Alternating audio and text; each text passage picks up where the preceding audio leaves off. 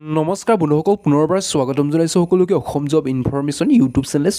সকল আজি পুনৰ নতুন জব আপডেট আপোনালোকৰ মাজলৈ বহুতে ভাল খবৰ হয় finally directorate of museum Assam ফালৰ পৰা নতুনকৈ নিযুক্তি মুকলি কৰি দিছে আৰু সেই নিযুক্তিকেইটাৰ বিষয়ে আমি এই ভিডিঅ' যোগেদি ফুল ডিটেইলছ আলোচনা কৰিম আপোনালোকে ভিডিঅ'টো শেষলৈকে চাই থাকিব আৰু যদি আপোনালোকে আমাৰ ভিডিঅ'টো চাই তেনেহ'লে বেলেগ এটা ভিডিঅ' চোৱাৰ কোনো প্ৰয়োজন নহ'ব এই ভিডিঅ' যোগেদি সম্পূৰ্ণ তথ্যখিনি লাভ কৰিব পাৰিব কিমানটা ভেকেঞ্চি মুকলি কৰি দিছে আৰু সেই ভেকেঞ্চিকেইটা আবেদন কৰিবলৈ শিক্ষাগত অৰ্হতাবোৰ কিমান বিচাৰিছে আৰু বয়সৰ সময়সীমাবোৰ কিমান হ'ব লাগিব আৰু সিলেকশ্যন প্ৰচেছবোৰ কেনেধৰণৰ হ'ব আৰু দৰমহাবোৰ প্ৰতি মাহত কিমান দিয়া হ'ব আৰু আবেদন কৰা লাষ্ট ডেট কেতিয়া হ'ব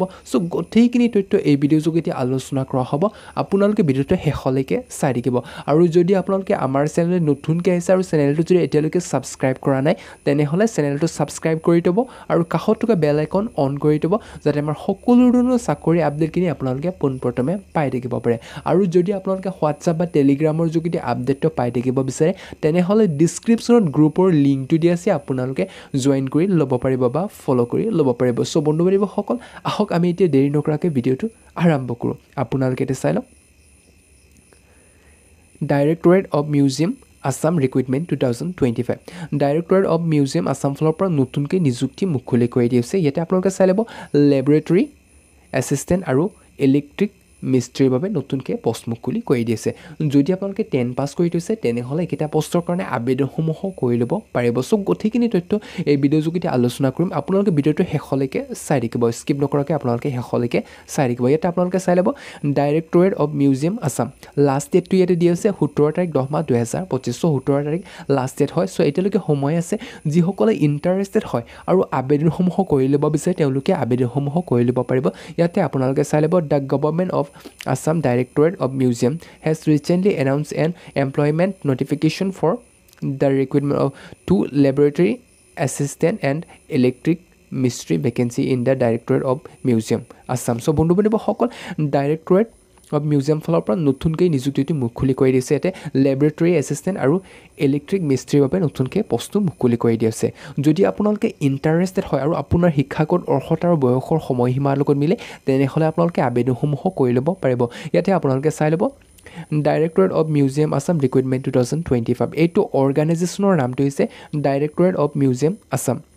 নং অফ পষ্ট টোটেল পষ্টটো ইয়াতে দি আছে দুটাকৈ ইয়াতে পষ্ট মুকলি কৰি দিয়া হৈছে মিনিমাম এডুকেশ্যনেল কোৱালিফিকেশ্যন মিনিমাম ইয়াতে কোৱালিফিকেশ্যনটো বিচাৰিছে 10 পাছ আৰু ডিগ্ৰী ইয়াতে বিচাৰিছে যদি আপোনালোকে 10 পাছ বা ডিগ্ৰী কৰি থৈছে তেনেহ'লে কেইটা পষ্টৰ কাৰণে আবেদনসমূহ কৰি ল'ব পাৰিব জব টাইপটো হৈছে আসাম গভৰ্ণমেণ্ট জব বন্ধু বান্ধৱীসকল এইটো অসম চৰকাৰৰ চাকৰি হয় যদি আপোনালোকে ইণ্টাৰেষ্টেড হয় তেনেহ'লে আবেদনসমূহ কৰি ল'ব পাৰিব আৰু এপ্লাই মোডটো হৈছে অনলাইন আপোনালোকে অনলাইন যোগেদি আবেদনসমূহ কৰি ল'ব পাৰিব লিংকটো ডিছক্ৰিপশ্যন দিয়া থাকিব তাৰ পৰা আপোনালোকে আবেদনসমূহ কৰি ল'ব পাৰিব কোনো অসুবিধা নোহোৱাকৈ বন্ধু বান্ধৱীসকল আৰু তলৰ আপোনালোকে ইয়াতে চাই ল'ব লেবৰেটৰী এছিষ্টেণ্টৰ কাৰণে ইয়াতে এটাকে পষ্ট দিয়া হৈছে আনৰিজাৰ্ভড আৰু পে স্কেল থাকিব 14,000 পৰা 70,000 মাজত প্ৰতিমাহে আপোনালোকে দৰমহা পাই থাকিব লগতে আপোনালোকে গ্ৰেড পেও পাব ইয়াতে 5,600 প্ৰতি মাহে আপোনালোকে পাই থাকিব আৰু এডুকেশ্যনেল কোৱালিফিকেশ্যন শিক্ষাগত অৰ্হতাটো ইয়াতে বিচাৰিছে BSc যদি আপোনালোকে BSc যদি কমপ্লিট কৰি থোৱা আছে তেনেহ'লে এইকেইটা পষ্টৰ কাৰণে আবেদনসমূহ কৰি ল'ব পাৰিব লেবৰেটৰী এছিষ্টেণ্টৰ কাৰণে আৰু তলত আপোনালোকে ইয়াতে চাই ল'ব ইলেক্ট্ৰিক মিস্ত্ৰী ইলেক্ট্ৰিক মিস্ত্ৰীৰ বাবে ইয়াতে এটাকে পষ্ট দিয়া হৈছে আনৰিজাৰ্ভড আৰু পে স্কেলটো থাকিব 14,000 পৰা ইয়াতে 70,000 মাজত প্ৰতিমাহে আপোনালোকে দৰমহা পাই থাকিব লগতে আপোনালোকে গ্ৰেড পে পাব 5,200 প্ৰতিমাহে আপোনালোকে গ্ৰেড পে পাব আৰু কোৱালিফিকেশ্যন এডুকেশ্যনেল কোৱালিফিকেশ্যন শিক্ষাগত অৰ্হতাটো ইয়াতে SSLC পাছ ইয়াতে 10 পাছ বিচাৰিছে লগতে আপোনালোকে ডিপ্ল'মা থাকিব লাগিব ইলেক্ট্ৰিক ইঞ্জিনিয়াৰিঙৰ তেতিয়াহে আপোনালোকে ইলেক্ট্ৰিক মিস্ত্ৰীত আবেদনসমূহ কৰি ল'ব পাৰিব বন্ধু বান্ধৱীসকল যদি আপোনালোকে 10 পাছ কৰি থোৱা আছে আৰু লগতে যদি আপোনাৰ ডিপ্ল'মা আছে ইলেক্ট্ৰিক ইঞ্জিনিয়াৰিঙৰ তেতিয়াহে আপোনালোকে এইকেইটা পষ্টৰ কাৰণে আবেদনসমূহ কৰি ল'ব পাৰিব আৰু এইকেইটা পষ্ট আবেদন কৰিবলৈ বয়সৰ সময়সীমা কিমান বিচাৰিছে আপোনালোকে চাই ল'ব এজ লিমিট ইয়াতে মিনিমাম বয়সৰ সময়সীমাটো 18 বছৰৰ পৰা বিচাৰিছে আৰু মেক্সিমামটো ইয়াতে 40 বছৰ বয়সলৈকে ইয়াতে বিচাৰিছে বন্ধু বান্ধৱীসকল আপোনালোকৰ বয়স 18 বছৰ পৰা 40 বছৰ বয়সৰ মাজত হৈছে তেনেহ'লে আপোনালোকে এইকেইটা পষ্টৰ কাৰণে আবেদনসমূহ কৰি ল'ব পাৰিব লগতে আপোনালোকে এজ ৰিলেক্সেশ্যনৰ সুবিধাও লাভ কৰিব পাৰিব ইয়াতে আপোনালোকে চাই ল'ব SC ST সকলৰ কাৰণে 5 বছৰ আৰু OBC MOBC সকলৰ কাৰণে 3 বছৰ আৰু এক্স ছাৰ্ভিচমেন সকলৰ কাৰণে 2 বছৰ আৰু PWD সকলৰ কাৰণে ইয়াতে 10 বছৰ ইয়াতে দিয়া হৈছে তো এছ ৰেজিষ্ট্ৰেশ্যনৰ সুবিধাটো লাভ কৰিব পাৰিব আৰু ছিলেকশ্যন প্ৰচেছটো হৈছে eligible candidate will be called for a written test and skill test so' বন্ধু বান্ধৱীসকল ৰিটেন টেষ্ট আৰু স্কিল টেষ্টৰ যোগেদি ছিলেকশ্যন প্ৰচেছটো কৰা হ'ব চ' বন্ধু বান্ধৱীসকল যদি আপোনালোকে ইণ্টাৰেষ্টেড হয় তেনেহ'লে আবেদনসমূহ কৰি ল'ব পাৰিব চ' বন্ধু বান্ধৱীসকল আপোনালোকে কেনেকৈ আবেদন কৰিব ইয়াতে আপোনালোকে চাই ল'ব কি কি ডকুমেণ্টছৰ প্ৰয়োজন হ'ব চ' গোটেইখিনি তথ্য এই ভিডিঅ'ৰ যোগেদি আলোচনা কৰিম আপোনালোকে ইয়াতে চাই ল'ব self attested copy educational certificate আৰু মাৰ্কশ্বিট চ' বন্ধু বান্ধৱীসকল সেলফ এটেষ্টেড কপিটো লাগিব ইয়াতে এডুকেশ্যনেল চাৰ্টিফিকেট আৰু মাৰ্কশ্বিটখন লাগিব তাৰপিছত SSLC এডমিট কাৰ্ড আৰু পাছ চাৰ্টিফিকেট এজ প্ৰুফ হিচাপে এইটো লাগিব আৰু কাষ্ট চাৰ্টিফিকেট লাগিব তাৰপিছত ভেলিড এমপ্লয়মেণ্ট এক্সচেঞ্জ ৰেজিষ্ট্ৰেশ্যন চাৰ্টিফিকেটখন লাগিব 2 ৰিটেন পাছপৰ্ট চাইজ ফটোগ্ৰাফ লাগিব আৰু ID প্ৰুফ লাগিব আধাৰ কাৰ্ড বা ভোটাৰ কাৰ্ড যদি আপোনালোকে আছে তেনেহ'লে দিব পাৰিব আৰু ইয়াতে declaration in form as per small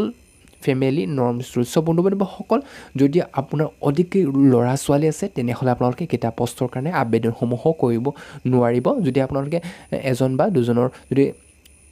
ল'ৰা ছোৱালী আছে তেনেহ'লে আপোনালোকে কেইটা পষ্টৰ কাৰণে আবেদনসমূহ কৰি ল'ব পাৰিব আৰু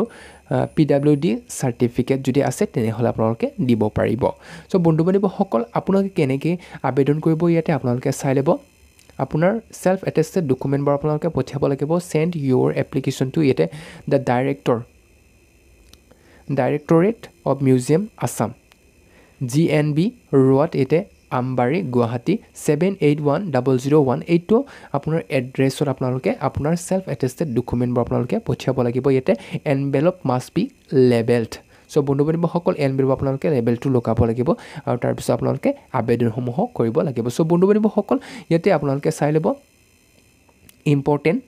ডেটছ এপ্লিকেশ্যন ষ্টাৰ্ট ডেট ইয়াতে হৈছে 17 তাৰিখ 9 মাহ 2025 পৰা ষ্টাৰ্টিং হৈছে আৰু লাষ্ট ডেটটো হৈছে 17 তাৰিখ 10 মাহ 2025 বন্ধু বান্ধৱীসকল প্ৰায় এমাহ সময় দিয়া আছে যদি আপোনালোকে ইণ্টাৰেষ্টেড হয় তেনেহ'লে আবেদনসমূহ কৰি ল'ব পাৰিব চ' বন্ধু বান্ধৱীসকল আপোনালোকে নিশ্চয় সম্পূৰ্ণ তথ্যখিনি বুজিব পাৰিছে আৰু যদি বুজা নাই তেনেহ'লে কমেণ্ট বক্সত কমেণ্ট কৰি জনাব পাৰিব চ' বন্ধু বান্ধৱীসকল আপোনাৰ শিক্ষাগত অৰ্হতা আৰু বয়সৰ সময়সীমাৰ লগত যদি মিলিছে তেনেহ'লে এইকেইটা পষ্টৰ কাৰণে আবেদনসমূহ কৰি ল'ব পাৰিব চ' বন্ধু বান্ধৱীসকল আজিৰ আপডেটখিনি সিমানকেইটা চ' ভিডিঅ'টো সম্পূৰ্ণলৈকে চাই থাকিব ধন্যবাদ আকৌ বেলেগ এটা ভিডিঅ'ত লগ পাম